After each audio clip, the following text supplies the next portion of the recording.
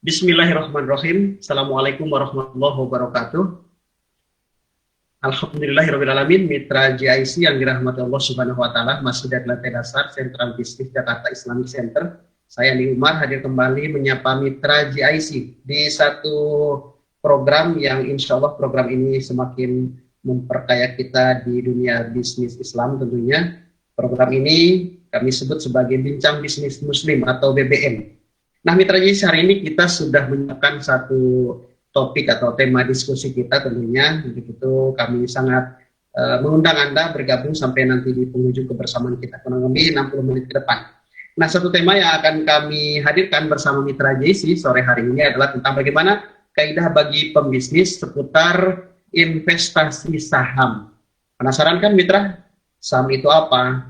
Dan cara kerja investasi saham seperti apa? Dan hal-hal lain yang akan kita dapatkan terkait dengan investasi saham akan kita segera temukan dari dua pakar dan dua narasumber yang sudah hadir bersama kita. Kami mengundang mitra GIC bisa bergabung melalui FM 107.7 dan juga melalui audio streaming di www.islamicenter.org.id dan juga melalui live Facebook Radio GIC, dan insya Allah nanti akan Anda ikuti bisa di channel YouTube kami di GIC TV. Untuk itu kami berharap kerjasama mitra semua, silahkan nanti channel YouTube kami di like, semua video-video kami posting, share dan komen serta subscribe agar kemanfaatan kita semakin meluas. Bersama kita dua narasumber dari Surabaya hari ini sudah hadir. Pertama Dr. Kausar Riza Salman dan yang kedua Dr. Nanang Son Haji. Keduanya merupakan pengurus Ikatan Akuntansi Indonesia dan sama-sama bergerak di akuntansi syariah dan tercatat sebagai dosen STIE Perbana Surabaya. Ani undang sebelumnya mau disapa terlebih dahulu Dr. Kausar. Assalamualaikum Dr. Kausar, apa kabar? Waalaikumsalam warahmatullahi wabarakatuh. Kabar baik Bang Andi. Gimana kabarnya Bang Andi? Sehat? Alhamdulillah saya dengan kru semua di Jakarta, di studio, alhamdulillah sehat selalu. Nah, bagaimana Surabaya di sore hari ini, Dok? Alhamdulillah cerah Bang Andi. Surabaya cerah ya. Cerah hati Dr. Kausar seperti ini. Oke, mudah-mudahan bisa cerah juga nanti dalam pembahasan kita hari ini. Amin. Terima kasih Dr. Kausar di tengah sibuknya sore hari ini mengkhususkan untuk Andi dan juga mitra GIC. Dan masih melalui via Zoom ada Dr. Nanang Son Haji. Assalamualaikum Dr. Nanang. Waalaikumsalam warahmatullahi wabarakatuh, Bang Andi dan seluruh pendengar GIC. Iya, Dr. Nanang kabar baik ya? Alhamdulillah Bang Andi sehat, baik. Iya, Dok, hari Kamis ini aktivitas dokter seperti apa sih? Biar Andi kecipratan sibuknya. Luar biasa hari ini, alhamdulillah, banyak syukur Bang Andi kita masih bisa beraktivitas. Semoga semua aktivitas kita dicatat oleh Allah sebagai ibadah, Bang Andi. Begitu juga dengan Bang Andi dan seluruh rekan-rekan di studio GIC dan para pendengar GIC semuanya. Iya, tentunya doa terus untuk kami, Dr. Nanang dan juga Dr. Kausar, agar kami terus semangat untuk mengepakkan sayap dakwah melalui sektor dunia bisnis muslim, ya, seperti di program kita yang selalu kita hadirkan berjuang terus di setiap hari Kamis di sore hari. Ini ya. Baik Dok, kami akan meyakinkan kembali untuk mitra GIC bergabung sama kami bersama dua narasumber di program Bincang Bisnis Muslim. Sekali lagi yang ingatkan bahwa tema kita hari ini seputar kaidah bagi para pembisnis seputar investasi saham. Untuk kajian pertama, Andi Umar berikan kesempatan untuk Dr. Kausar menyampaikan pembahasan di awal. Silakan Dok.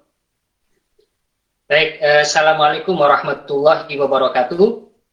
Waalaikumsalam warahmatullahi wabarakatuh. Alhamdulillah, wassalatu wassalamu ala rasulillah, la hawla wa la quwwata illa billah. Bang Andi, Ustadz Nanang, dan mitra GIC yang dirahmati Allah Subhanahu wa Ta'ala. Alhamdulillah kita melanjutkan kajian Bincang Bisnis Muslim pada sore hari ini. Dan topik yang akan kita bahas ya seputar investasi saham. Kita berupaya untuk menyampaikan ya kaidah-kaidah bagaimana pebisnis itu menginvestasikan saham yang memang sesuai dengan koridor syariah. Ya, artinya tidak bertentangan dengan nilai-nilai atau prinsip-prinsip syariah. Yang harus kita perhatikan, Bang Andi dan juga mitra JIC, bahwa setiap investasi syariah apapun yang kita akan investasikan, atau harta yang akan kita investasikan, maka harus luput atau harus lepas dari 3 aspek yang dilarang oleh syariah. Yang pertama adalah aspek kezaliman. Kemudian yang kedua adalah aspek goror. Goror dalam jual beli atau goror dalam investasi. Dan yang ketiga adalah harus lepas dari yang namanya riba. Ya. Yang pertama berkaitan dengan kezaliman. Maka banyak ayat di dalam Al-Quran yang mengatur bahwa investasi kita atau dalam muamalah kita, maka kita dilarang untuk memakan harta orang lain dengan cara yang tidak benar. Ya. Salah satu dijelaskan di dalam surah An-Nisa ayat 29. Ya ayyuhallazina amanu la ta'kulu amwalakum bainakum bil batil illa antakuna tijaratan antaradin minkum. Hai orang-orang yang beriman, janganlah kalian saling memakan harta sesama kalian dengan cara yang batil, dengan cara yang tidak benar, kecuali dengan jalan perniagaan yang berlaku suka sama suka. Itu yang pertama yang harus kita perhatikan. Kemudian yang kedua berkaitan dengan ketidakjelasan, ya, atau biasanya apapun yang mengandung istilah horor, ya, ketidakjelasan, di situ muncul juga ada istilah untung-untungan, ya, spekulasi apapun dalam investasi, maka itu diharamkan. Nah, itu yang harus diperhatikan yang kedua. Kemudian yang ketiga berkaitan dengan riba. Kalau berkaitan dengan riba, ya, maka banyak sekali ayat di dalam Al-Quran. Salah satunya di dalam surah Al-Baqarah ayat 275. Ya, Allah Subhanahu wa taala berfirman, wa ahallallahu al-bai'a wa harrama riba. Ya, dan Allah menghalalkan jual beli dan Allah mengharamkan riba. Kemudian juga di dalam surat Al-Baqarah ayat 278. Allah Subhanahu wa taala berfirman, ya ayyuhallazina amanu taqullah wa zaru ma baqiya minar riba in kuntum mu'minin. Wahai orang-orang beriman, bertakwalah kalian kepada Allah dan tinggalkan sisa dari riba yang belum dipungut jika kalian termasuk orang-orang yang beriman. Dan yang penting adalah ada satu kaidah yang sudah dijelaskan oleh para ulama. Kaidahnya itu berbunyi seperti ini. Kullu qardin jaro manfaatan fahuwa riba. Setiap akad pinjaman yang di situ mendatangkan tambahan atau mendatangkan manfaat, maka itu adalah riba. Dari dalil-dalil atau ketentuan syariah tadi, maka kita harus melihat pada aspek yang lebih detail lagi, ya, berkaitan dengan pendapat para ulama. Mitra JIC, yang pertama ada beberapa pendapat ini Bang Andi yang berkaitan dengan masalah saham, ya. Yang pertama adalah pendapat dari Ibnu Qudamah, ya. Dia mengatakan jika salah seorang dari dua orang yang berserikat itu membeli porsi mitra serikatnya, maka hukumnya boleh, ya, karena ia membeli milik pihak lain. Dan juga pendapat para ulama yang menyatakan tentang kebolehan dari jual beli saham, ya, tapi di sini ada penjelasan pada perusahaan-perusahaan yang memiliki bisnis yang mubah, ya, pada bisnis yang mubah, maka itu dibolehkan, ya, seperti misalnya perusahaan dagang atau misalnya perusahaan manufaktur yang dibolehkan, ya, istilahnya kalau bersaham itu istilahnya bermusahamah, atau istilahnya bersyirkah yang kemarin sudah pernah kita bahas pada investasi syirkah, ya. Bersyarikat atau berkongsi dalam perusahaan itu dibolehkan, dan juga sekaligus memperjualbelikan saham itu diperbolehkan jika memang tidak ada unsur ketidakpastian tadi, tidak ada unsur ketidakjelasan, tidak ada unsur ribanya di situ. Nah, Kemudian juga dari pendapat yang lain dari para ulama itu membolehkan pengalihan kepemilikan. Memang karena saham itu kan sebetulnya bukti kepemilikan, ya, atau bukti penyertaan atas satu perusahaan, kan seperti itu Bang Andi, ya. Mitra GIC. Sehingga para ulama itu membolehkan pengalihan kepemilikan porsi atau istilahnya hisoh atas surat berharga, ya, selama memang ada kesepakatan, itu enggak masalah. Dan juga ini memang keputusan dari Majma' Fikih Islami, ya, yang mengatakan bahwa boleh menjual atau menjaminkan saham dengan tetap memperhatikan peraturan-peraturan yang berlaku pada perseroan tersebut. Ini beberapa ketentuan-ketentuan syariah, baik di dalam ayat Al-Quran, kemudian hadis, dan juga fatwa-fatwa yang sudah saya sampaikan, ya, fatwa-fatwa dari para ulama yang membolehkan tentang saham. Tetapi mitra GIC dan juga pendengar GIC, bahwa ketika kita sudah paham ketentuan-ketentuan syariah tadi, dan juga investasi syariah itu harus lepas dari 3 hal tadi: kedzaliman, riba, dan gharar. Ya. Sepanjang 3 itu memang sudah aman dari ketiga itu, berarti memang saham yang kita perjualbelikan nggak masalah.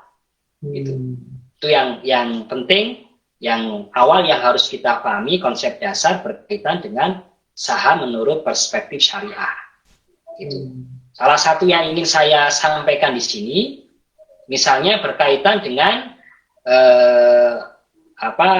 penjelasan tentang riba. Ya, riba.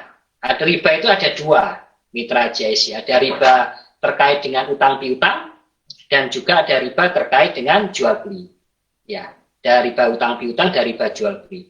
Ada salah satu saham yang diperjualbelikan, itu yang kita ketahui, ya, bagi kalangan akademisi atau bagi para praktisi saham tentu sudah familiar dengan istilah saham preferred, dan juga ada istilah saham biasa. Kalau saham biasa memang saham kepemilikan yang sifatnya memang ketika mendapatkan laba perusahaan dia mendapatkan bagian dividen.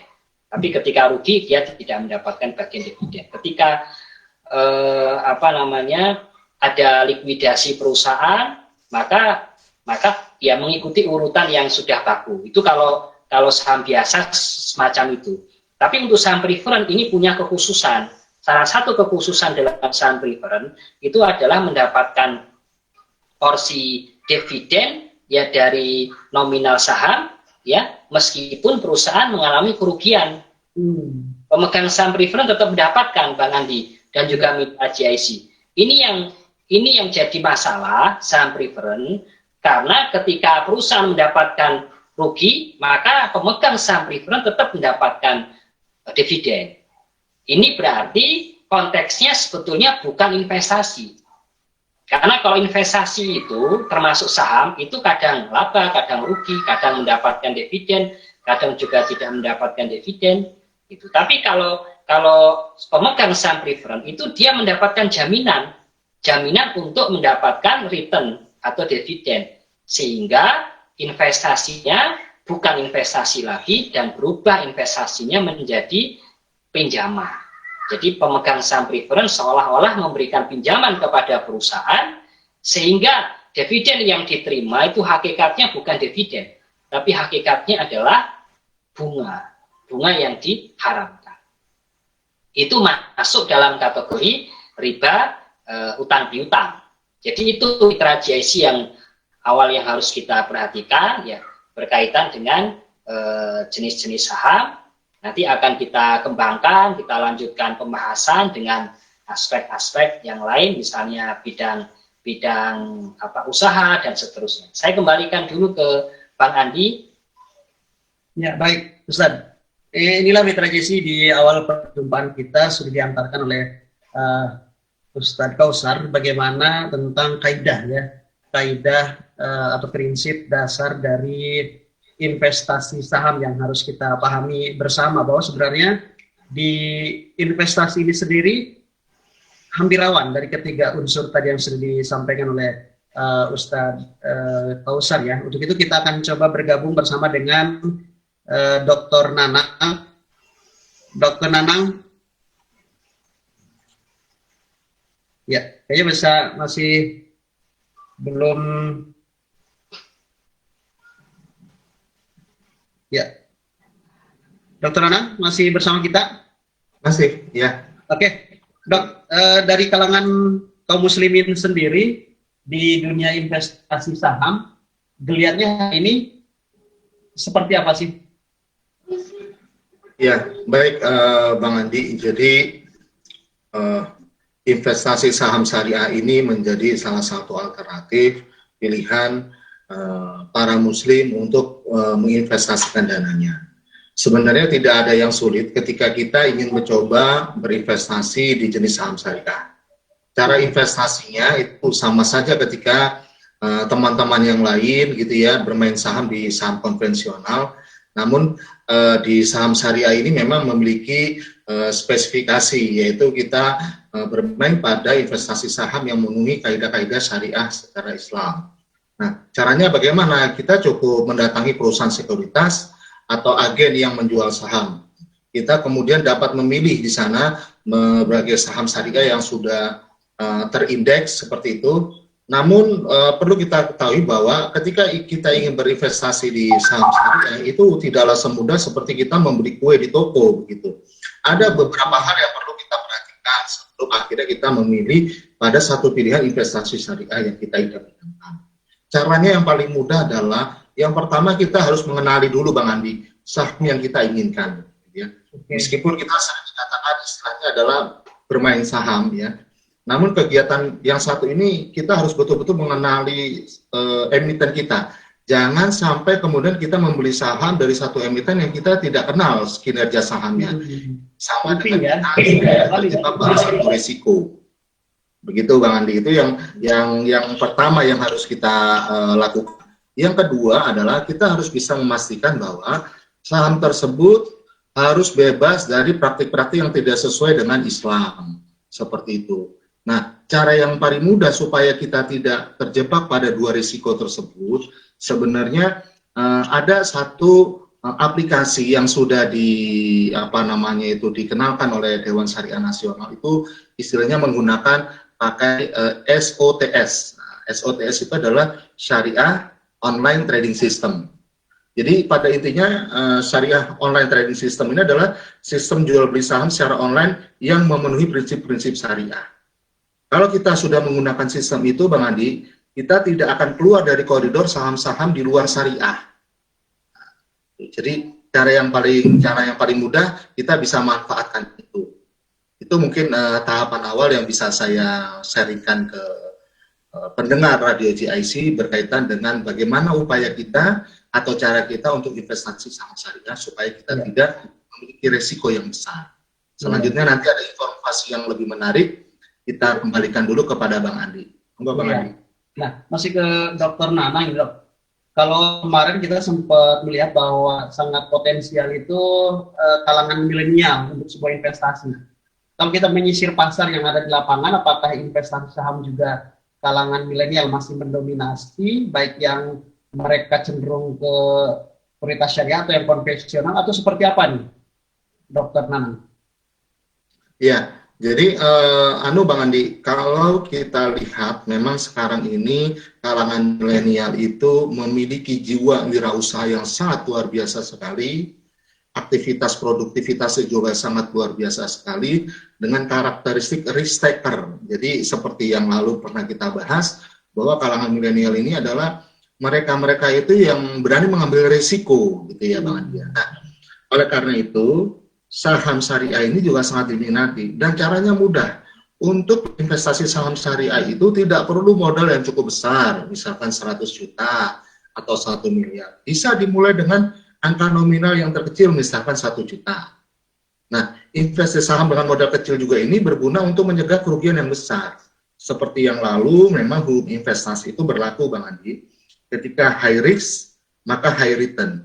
Ketika kita melakukan investasi pada jumlah yang besar, maka potensial kemungkinan kita memperoleh tingkat pengembalian dari investasi itu juga semakin besar. Namun ketika kita berinvestasi dalam jumlah yang kecil, maka juga kemungkinan kita memperoleh tingkat pengembalian juga kecil. Nah, bagaimana kemudian ini dampaknya bagi teman-teman ya, terutama kalangan milenial seperti ini. Dengan nilai slot atau nilai retail dari saham syariah ini yang jumlahnya relatif kecil, ini akan memungkinkan mereka untuk melakukan pilihan-pilihan investasi dalam jumlah modal yang tidak terlalu besar. Diversifikasi usahanya atau investasinya itu banyak, Bang Andi. Jadi kalau misalkan ya teman-teman milenial ini ingin investasi di syariah, satu sisi kemarin dikenalkan dengan dalam bentuk investasi syariah bentuk yang lain. Yang satu sisi modalnya ditambah dalam bentuk investasi saham. Nah ini sangat memungkinkan karena tidak perlu modal yang cukup besar. Sebagai pemula, memang kami menyarankan pada investasi-investasi yang nilai nominalnya tidak terlalu besar. Seperti itu, Bang Andi. Oke. Baik. Mau ke Dr. Kausar, Dok. Di kalangan ulama atau kaum muslimin sendiri banyak menemukan titik yang sejalan atau masih ada titik-titik yang agak tidak sejalan ini dalam persepsi investasi saham. Karena yang kita khawatirkan investasi saham juga ada kemungkinan spekulasi atau gambling. Nah, Islam sendiri memandang seperti apa nih investasi saham, Dr. Kausar? Ya, baik. Bang Andi, ini pertanyaan yang cukup menarik dan memang sudah menjadi fenomena yang ada di tengah masyarakat kita yang sebagian besar muslim. Investor muslim masih sepertinya dalam berinvestasi saham itu ya masih belum ini Bang Andi, belum apa istilahnya itu panduan atau kaidahnya itu yang memang harus dipahami lebih dalam lagi. Dan salah satu yang kita harus pahami itu berkaitan dengan emiten-emiten yang dilarang. Ini diterangkan ini Mitra GIC diterangkan di fatwa nomor 40. Di fatwa nomor 40 ini namanya adalah pasar modal syariah.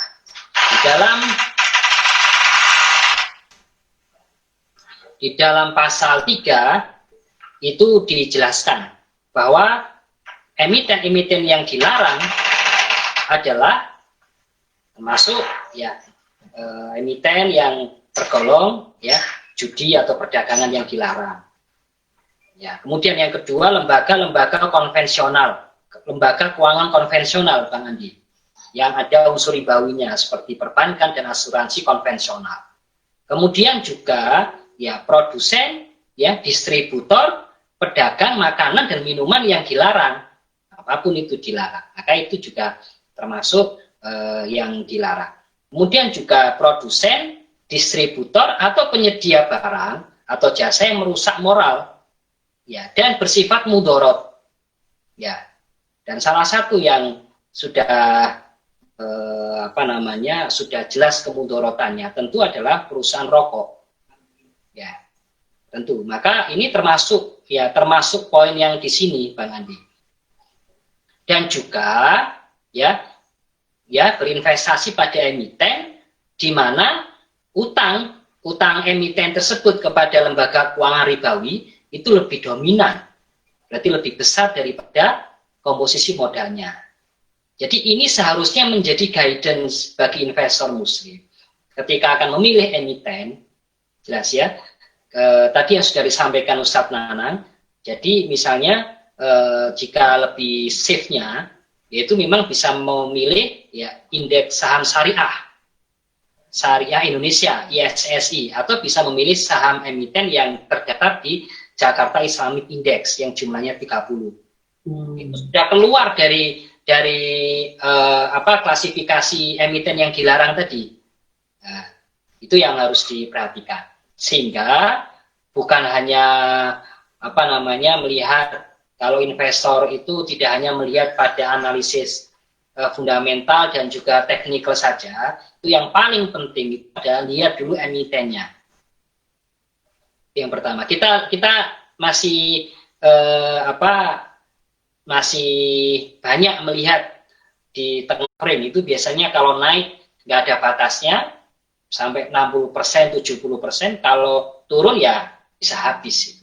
Dan tentu ini memberikan sangat memberikan kerugian atau memberikan kemudorotan baik bagi investor itu sendiri atau juga pada investor yang lain. Itu Bang Andi yang nanti mungkin perlu diperdalam lagi, transaksi-transaksi dan juga emiten-emiten yang perlu menjadi perhatian bagi pebisnis yang akan menginvestasikan modalnya di dalam saham. Saya kembalikan ke Bang Andi.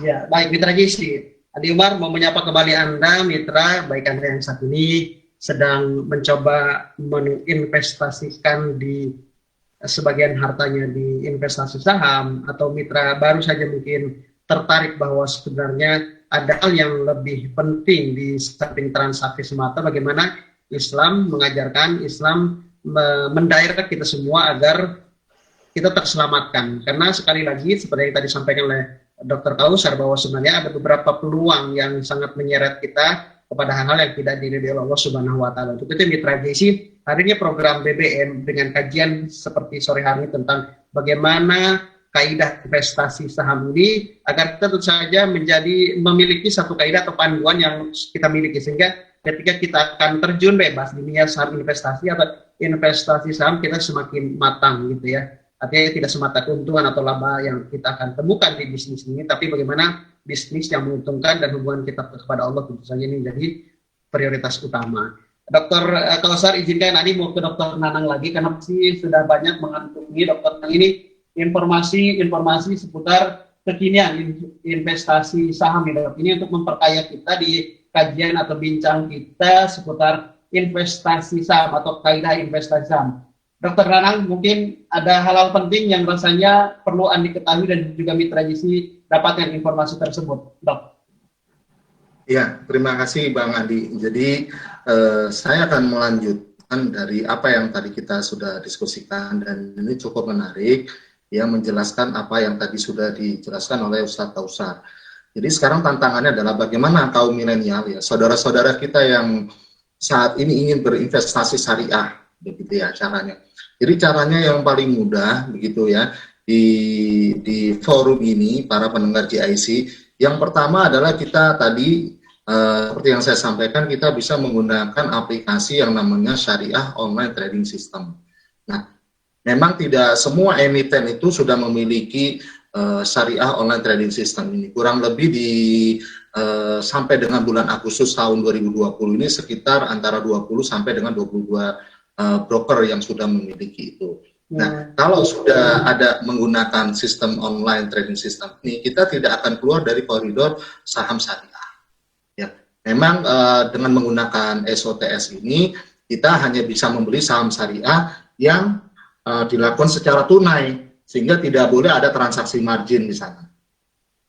Selain itu, kita tidak dapat juga melakukan transaksi jual beli saham syariah sebelum dimiliki short selling, tidak bisa. Nah, laporan kepemilikan saham syariah ini juga nantinya akan dipisahkan dengan kepemilikan uang, sehingga saham syariah yang dimiliki tadi itu tidak dihitung sebagai modal uang. Itu cara yang pertama. Yang kedua, kita bisa manfaatkan informasi dari daftar efek syariah. Ya. Seperti tadi yang disampaikan oleh Ustadz Kausar, ada Jakarta Islami Syariah gitu ya, emiten yang terindeks di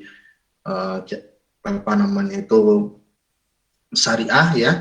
Kemudian kalau di daftar efek syariah ini adalah suatu daftar yang resmi dikeluarkan oleh otoritas jasa keuangan. Itu biasanya Bang Edi dilakukan pada akhir bulan Mei atau bulan November.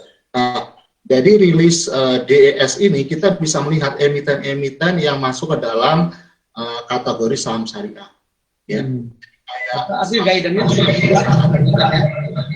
Ya. Jadi perusahaan-perusahaan minuman beralkohol, kemudian perusahaan-perusahaan rokok, perusahaan-perusahaan bank yang basis operasionalnya mengenalkan dengan sistem bunga itu tidak akan masuk di dalam daftar efek syariah ini.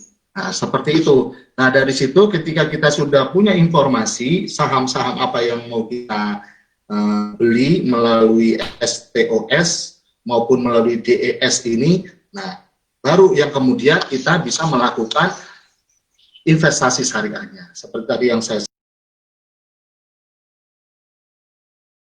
setelah kita investasi dari modal yang lebih kecil, jangan lupa berikutnya adalah kita harus melakukan analisa sebelum investasi. Ini pusat